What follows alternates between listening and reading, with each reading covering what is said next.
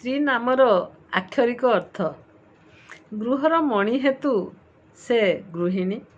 ଧର୍ମ କାର୍ଯ୍ୟରେ ଯୋଗାଯୋଗ କରୁଥିବାରୁ ସେ ସହଧର୍ମିଣୀ। ସ୍ୱାମୀକୁ ପତନରୁ ଉଦ୍ଧାର କରୁଥିବାରୁ ସେ ପତ୍ନୀ। ମହିୟସୀ ବାଳା ହୋଇଥିବାରୁ ସେ ମହିଳା। ଗୃହର କାନ୍ତି ବା ସୌନ୍ଦର୍ଯ୍ୟ ହୋଇଥିବାରୁ ସେ କାନ୍ତା। ମହିୟସୀ ବାଳା ହୋଇଥିବାରୁ ମହିଳା।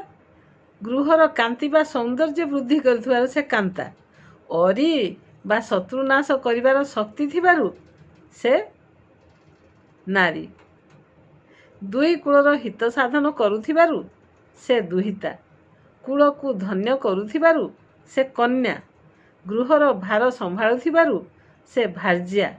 ସଂସାରକୁ ସୁନ୍ଦର କରୁଥିବାରୁ ସେ ସ୍ୱରୂପା। ଗୃହର ସ୍ଥିତି ସ୍ଥିର ରଖୁଥିବାରୁ ସେ ସ୍ତ୍ରୀ।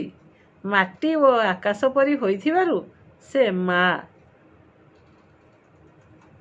ଗୃହକୁ ବିପଦରୁ ଉଦ୍ଧାର କରୁଥିବାରୁ ସେ ବୋଉ। ପରିବାରର ଶୀର୍ଷ ଅର୍ଥାତ୍ ମସ୍ତକ ପରି ହୋଇଥିବାରୁ ସେ ମହୀୟସୀ। ତାହେଲେ ସ୍ତ୍ରୀ ନାମର ଆକ୍ଷରିକ ଅର୍ଥ ମୁଁ ଭାବୁଛି ଆପଣମାନେ ଭଲ ଭାବରେ ବୁଝି ଯାଇଥିବେ।